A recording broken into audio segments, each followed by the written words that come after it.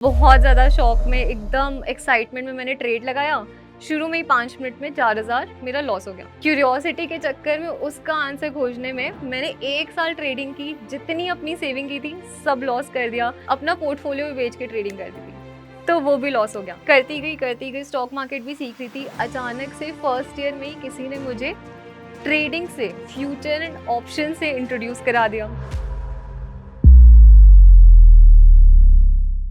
This video is made for educational purposes only and are not meant for financial advice. Viewers are recommended to consult registered financial and investment advisors before making any investment. We disclaim all liability for any loss or damage as a result of any investment that you may consider. We do not promote any finance or investment related courses or products through this channel. आज से लगभग 1 साल पहले इसी जोश talk के platform पे मेरी बहन और जिस कंपनी में मैं जॉब करती थी, वहाँ के फाउंडर आके गए थे। तो मैं बहुत ज़्यादा खुश हुई थी। मैंने पापा को दिखाया कि पापा ये देखो, सर और दीदी एक साथ जोश टॉक में हैं। उस दिन मेरे फादर ने मुझे एक चीज़ बोली कि मैं बहुत ज़्यादा खुश हूँ कि आपके सर यहाँ पे आए। लेकिन मेरा सर उस दिन ऊँचा होगा जिस दिन जोश टॉक मेरी बेटी को यहाँ इनवाइट करेगा और वो मुझे यहाँ से हेलो बोलेगी। हाय पापा। हाय, मेरा नाम तनीषा गर्ग है। मैं एक रिसर्च एनालिस्ट हूँ और पहचान मीडिया की को-फाउंडर।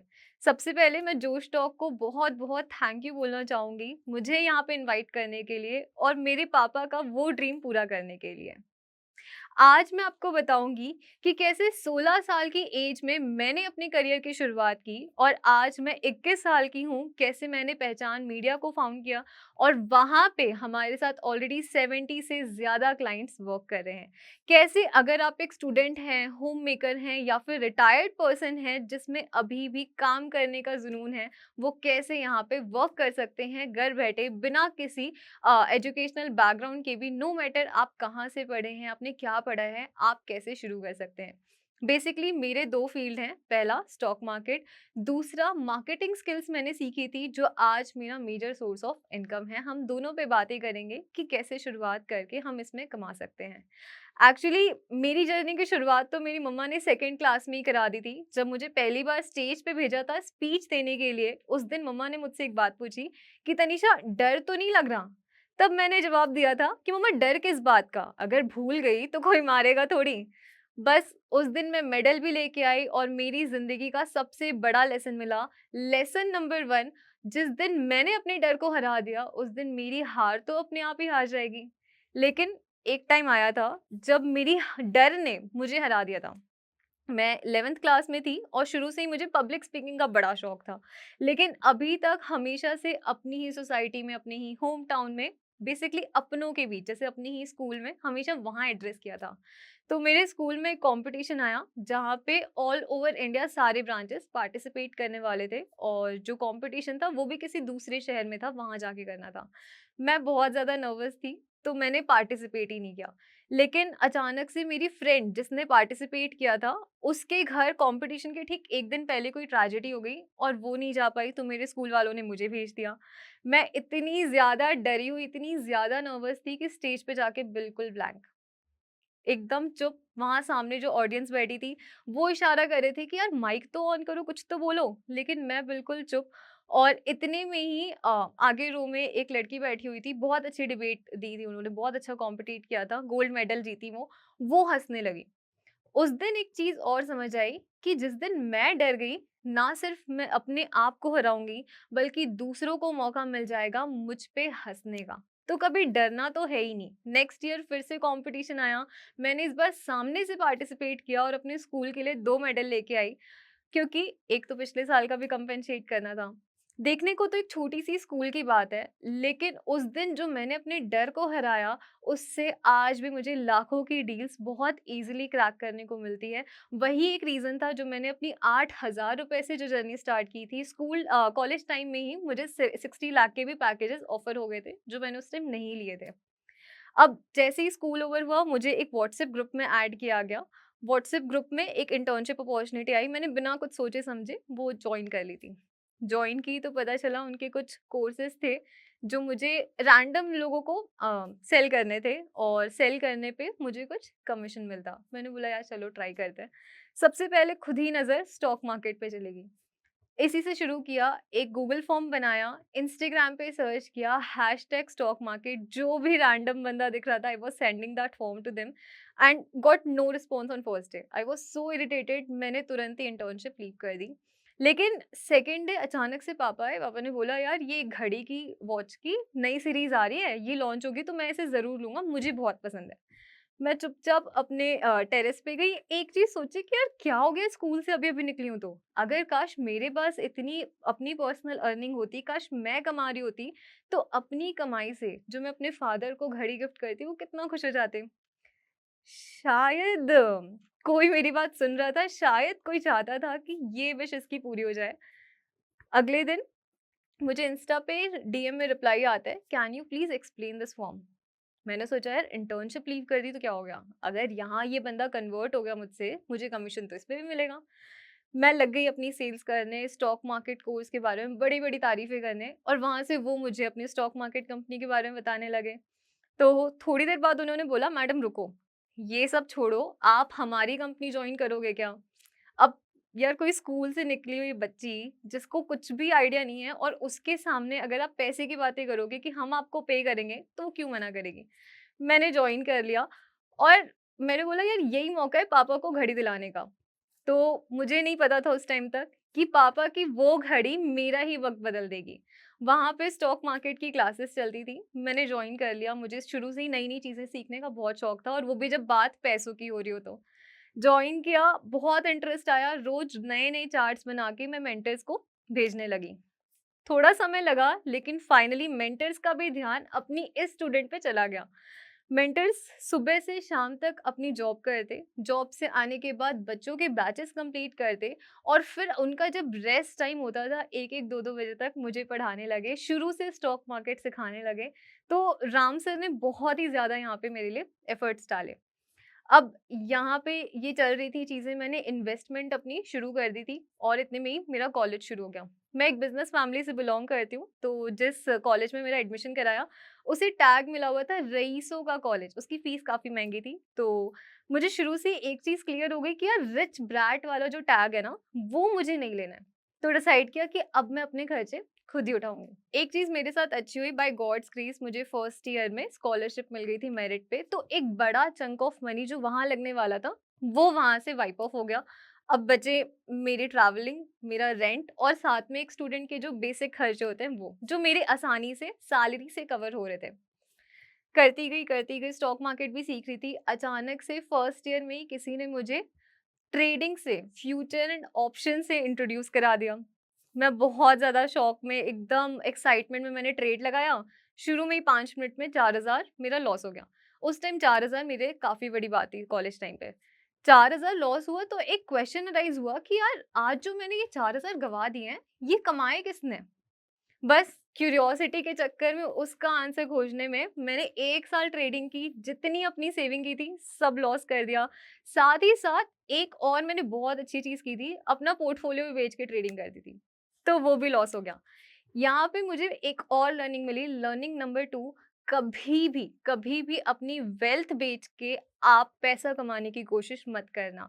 इन्वेस्टमेंट आपकी वो वेल्थ है जो आपकी पुश्तों को भूखा नहीं रहने देगी और ट्रेडिंग आपकी वो इनकम है जो आपके घर खर्च निकालेगी। अब यहाँ पे इन्वेस्टमेंट में भी मैंने एक गलती की थी। मैंने कुछ शेयर या तो बहुत ऊपर यानी महँगे दाम पे ले लिए थे, या तो बिल्कुल पेनी शेयर ले लिए थे जो मुझे लगा यार सस्ता है, इससे नीचे क्या ही जाएगा। बट वो चला जा रहा था इससे नीचे। तो फिर उस टाइम पे मेरे बॉस जो कंपनी के थे, वो ट्रेडिंग में 18 साल से हैं, हैरी सर मेरे गार्जियन, उन्होंने मुझे एक चीज़ समझाई कि देख, बुल कभी महँगा नहीं होता, बियर कभी सस्ता नहीं होता। लर्निंग नंबर 3, तो हमेशा बुल में पैसा लगाना है, बियर कितना भी सस्ता हो जाए, उस पे पैसा नहीं लगाना है। और स्टॉक मार्केट से लेकर आज अपनी कंपनी फ़ॉर्म करने तक सर ने जो मेरा साथ दिया, वो हमेशा ही, कभी वो पीछे हटे ही नहीं अपना सपोर्ट दिखाने से। यहाँ पे मेरी इन्वेस्टमेंट सुधरने लगी थी, 500-600% आरओआई मुझे ईज़िली अब काफ़ी स्टॉक्स में मिलने लगे थे। एक स्ट्रैटेजी मैं आप लोगों से भी शेयर करना चाहूँगी, whether you want to go for investment और स्विंग ट्रेडिंग, आपकी दोनों में ही इसमें अच्छे आरओआईज़ आ सकते हैं। फर्स्ट, आप ने देखा होगा bulk, block and insider deals आती हैं, जिसका डेटा आपको ईज़िली, प्रमोशन नहीं है, कहीं भी वीडियो में प्रमोशन नहीं है, स्टॉक एज या एनएसई की भी वेबसाइट पे ईज़िली मिल जाते हैं ये डेटाज़। मैं उसको फ़ॉलो करने लगी बिकॉज़ एक्चुअल वॉल्यूम वहीं पे है, ऑपरेटर तो वहीं एंट्री ले रहे हैं। मेरा फ़ोकस शुरू में ही स्टॉक मार्केट में ऑपरेटर पे ही था कि ऑपरेटर कहाँ पे आ रहा है। अब यहाँ पे भी बहुत ज़्यादा मैनिपुलेशंस हैं बिकॉज़ कई बार पंप एंड डंप सिचुएशन आ जाती है, उसको कैसे इग्नोर करना है। स्टॉक की लिस्ट डेली आएगी, डेली आप उसको ट्रैक करो, वो स्टॉक्स निकालो जिसके चार्ट बॉटम लेवल पे आपको वॉल्यूम दिख रहा है, बॉटम लेवल पे बाइंग दिख रही है। दूसरा, कभी भी अगर किसी चार्ट में बहुत ज़्यादा सर्किट्स लगते हैं, अपर सर्किट, लोअर सर्किट दोनों ही, तो उसको इग्नोर करना। अपर सर्किट में तो बहुत मज़े आएँगे, लेकिन जब वो लोअर सर्किट लगेगा ना, तो वहाँ पे निकलना मुश्किल हो जाएगा। तो सेकंड चीज़ इसको इग्नोर करना है। थर्ड क्राइटेरिया, मैं हमेशा फंडामेंटल्स की कुछ बेसिक चीज़ें चेक कर लेती हूँ। जब आप लिस्ट निकालोगे आपको एक चीज़ कॉमन मिलेगी, इस लिस्ट में मोस्ट ऑफ द स्टॉक्स में जो आप इनका पीएनएल स्टेटमेंट देखोगे वो 0101 में मूव हो रहा होगा। वो अगर आ रहा है तो वहाँ पे इग्नोर करना बिकॉज़ वो मैनिपुलेशन है। अच्छे स्टॉक्स होंगे तो सेल्स हमेशा ऊपर जाती हुई नज़र आएगी। अगर आपको वीक में एक स्टॉक भी ऐसा मिल गया, वही आपको पूरे हफ्ते का पैसा कमा के दे देगा। तो फर्स्ट स्ट्रैटेजी मुझे यहाँ से मिली। अब इन्वेस्टमेंट में तो अब मैं प्रॉफिट में आ चुकी थी, लेकिन ट्रेडिंग में अभी भी लॉस में थी। फिर वहाँ पे मेरे मेंटर निशान सर ने मुझे एक बहुत बड़ी लर्निंग दी। लर्निंग नंबर 4, कि तुम्हें पता है उस टाइम पे एफ-एंडो में सिर्फ 2% लोग प्रॉफिटेबल थे, आज 8-10% का डेटा आता है। अब ये 2% 2 कैटेगरीज़ में डिवाइडेड है। पहला वो 75% जो एक्चुअली महीने का और दिन का सिर्फ ₹500 कमा रहा है। दूसरा वो 25% जो एक्चुअली क्रीम ट्रेडर्स हैं। अब तुम अभी-अभी मार्केट में आए हो, तुमने कैसे ये सोच लिया कि तुम सीधा उस सेकंड कैटेगरी का हिस्सा बन जाओगे? पहले फर्स्ट में तो आके दिखाओ, डेली कंसिस्टेंटली आप ₹500 तो कमा के दिखाओ, वो खुद में एक बहुत बड़ा चैलेंज है। बस मैं लग गई ये चैलेंज पूरा करने। करते-करते उस टाइम तक मैं सेकंड ईयर में पहुँच चुकी थी। आई गेस हमारा सेकंड ईयर में भी मैं हाफ में पहुँच गई थी, 1.5 साल हो गए थे कॉलेज को। तो जब मैं अपने आस-पास देखती तो मेरे बहुत सारे बैचमेट्स के पार्टनर हैं, साथ में पार्टीज़ कर रहे हैं, लेकिन मुझे कभी इस चीज़ का अख़र ही नहीं कि यार मेरा कोई पार्टनर नहीं है because I was in best relationship. Yes, best relationship with bank Nifty. Bank Nifty मेरा बेस्ट पार्टनर है, इसकी कुछ रीज़न है सिंपल। पहले मेरे खर्चे उठाता है, दूसरा थोड़ा टाइम लगा इसको समझने में, इसको पटाने में, लेकिन अब मुझे बहुत अच्छे से समझने लगा है। तीसरा, रोज़ जितना ज़्यादा मैं इसको समझती हूँ, उतना ज़्यादा ये मुझे और पसंद आने लगा है। अब यहाँ पे भी एक लर्निंग मुझे मिली, लर्निंग नंबर 5, कभी भी एक पार्टनर को छोड़ के दूसरे अफेयर्स मत करना। जब-जब मैंने बैंक निफ्टी को छोड़ के किसी और इंडेक्स में, किसी और स्टॉक में ट्रेड करने की कोशिश की है, हमेशा ठोकर खाई है। तो किसी एक सिक्योरिटी को पकड़ लो, उसी में मास्टर कर लो, वो आपको पूरे मार्केट का पैसा कमा के दे देगी। अब आपको यहाँ पे भी मैं एक छोटी-सी स्ट्रैटेजी शेयर कर दूँ कि जब भी आपको इन्वेस्टमेंट करनी है या ट्रेड लेना है, हमेशा हम एफआईआई और डीआईआई का डेटा देखते हैं। क्यों देखते हो यार? मेरे को सबसे ज़्यादा धोखेबाज वही लगते हैं। देखना है तो पब्लिक देखो। बहुत बड़ा मिथ है कि हम बोलते हैं कि यार पब्लिक अगर बढ़ा रही है तो उसमें हम क्यों देखें? एक्चुअली ऑपरेटर तो पब्लिक में ही छुपा हुआ है। मैं स्क्रीनर यूज़ करती हूँ। स्क्रीनर में आप जब शेयर होल्डिंग पैटर्न पे जाओगे, तो नीचे पब्लिक के पास आपको एक प्लस का साइन मिलेगा। उस प्लस पे कभी क्लिक करके देखा है? उस पे जब आप क्लिक करोगे आपको सारे बड़े-बड़े फंड हाउसेस दिख जाएँगे, सारे जितने ऑपरेटर हैं, मेजर आपको नाम वहाँ दिख जाएँगे। उनके नाम पे क्लिक करना, वहाँ दिख जाएगा कि वो कौन-सी बाइंग कर रहे हैं। तो एक्चुअली ऑपरेटर तो पब्लिक में छुपा हुआ है। ये कुछ स्ट्रैटेजीज़ मैंने फॉलो की, तो आज प्रॉफ़िटेबल कह लीजिए, उस टाइम पे मैं कॉस्ट टू कॉस्ट पे आ गई थी। तो जब कॉस्ट टू कॉस्ट पे आई तो एक डिप्रेसिंग फ़ेज़ आया कि यार इतनी मेहनत कर रहे हैं, 2 साल हो गए रगड़ के ट्रेडिंग कर रहे हैं, दिन भर मैं नींद में भी मुझे चार्ट दिखने लगे, तो अभी भी प्रॉफ़िट में क्यों नहीं है? मेरा ये डिप्रेसिंग फ़ेज़ आया तो मेरी दादी माँ ने ये मेरा ट्रेडिंग सीक्रेट दादू से शेयर किया और उस टाइम एक अच्छी चीज़ हुई, दादू ने इमीडिएटली मुझे 1 लाख ट्रांसफ़र कर दिए। शायद वो मेरी साइकोलॉजी को समझ रहे थे, जो मैं उस टाइम नहीं समझ पा रही थी। 1 लाख ट्रांसफ़र किए, उन्होंने बोला जो अपने शौक है ना इससे पूरा करो। अब वो शौक तो मेरा एक ही था, ट्रेडिंग, तो मैंने बोला ठीक है।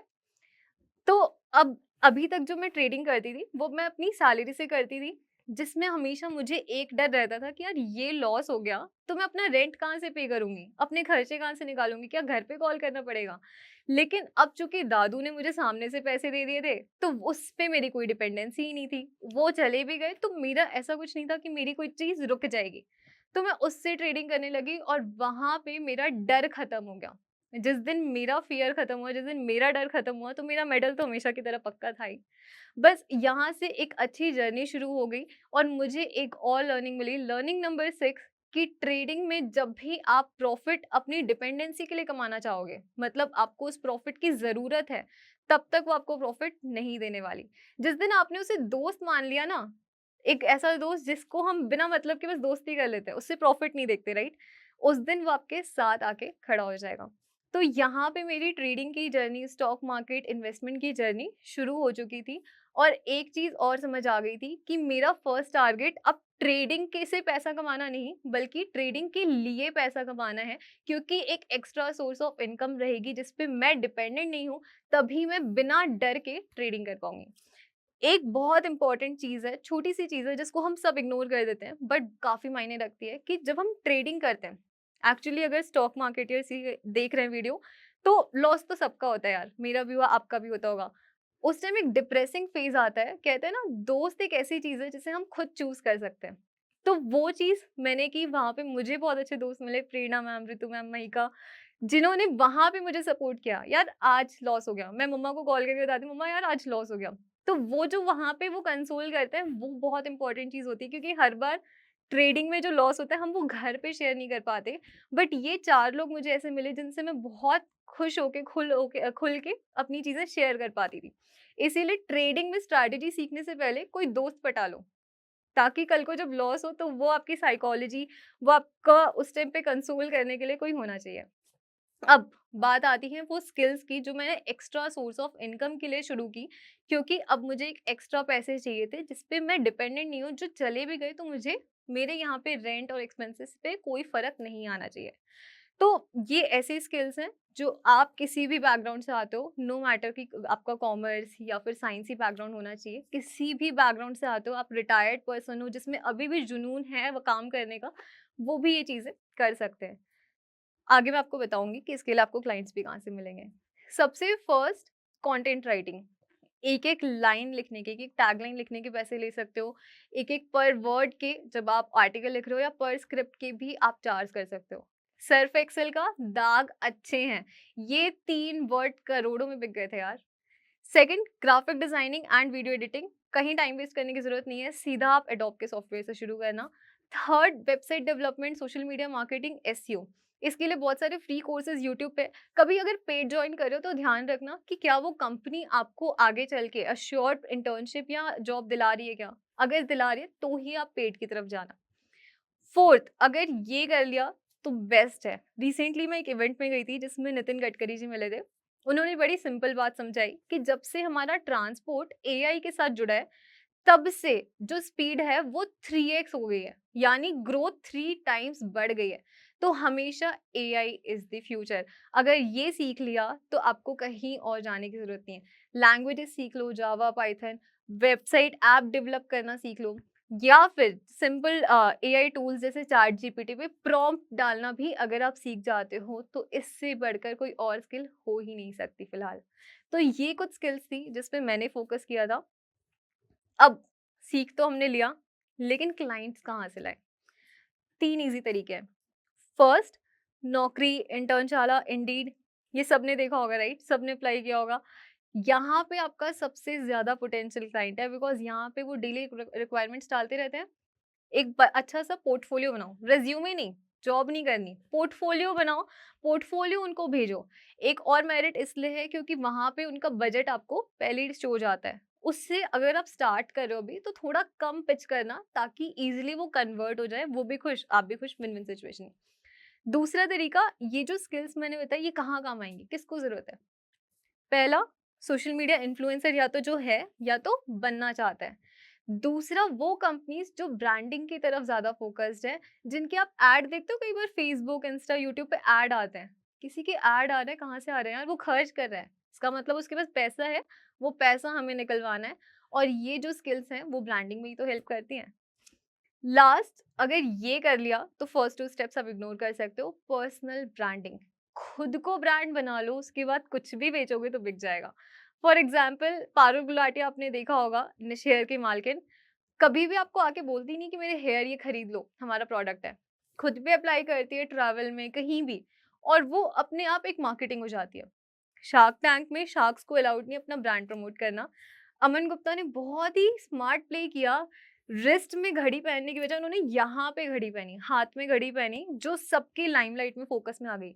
यार अब अमन गुप्ता ने अगर कोई घड़ी पहनी है तो फिर वो चाहे बोट की हो चाहे सरोजनी की, वो 100 रुपए वाली हो, ब्रांड तो वो अपने आप ही बन गई है। तो ये कुछ छोटी-छोटी चीज़ें थी जिस पे मैंने और हमारी टीम ने फ़ोकस किया और आज हमने पहचान मीडिया को फ़ॉर्म किया। तो at last I just want to say final learning of the day कि मैं हमेशा कहती हूँ सक्सेस की बड़ी ख़ास बात है, मेहनत करने वालों पर फ़िदा हो जाती है। तो चलो साथ में मेहनत करते हैं। Now to all my lovely traders and stock marketers out there जो ये वीडियो देख रहे हैं, तो मुझे पता है पूरे वीडियो में आपका फ़ोकस उन 2 स्ट्रैटेजीज़ पे ज़रूर गया होगा जो मैंने शेयर की है। अगर आप मेरी और ज़्यादा स्ट्रैटेजीज़ जानना चाहते हो, जो मैंने पिछले सालों में ऑब्ज़र्व की हैं, पिछले 5 सालों में, तो आप इसमें यहाँ पे कमेंट प्लीज़ करना। मैं फिर से आऊँगी और आपसे स्पेसिफिकली स्ट्रैटेजीज़ पे आपको अपनी सारी सीक्रेट स्ट्रैटेजी शेयर करके जाऊँगी।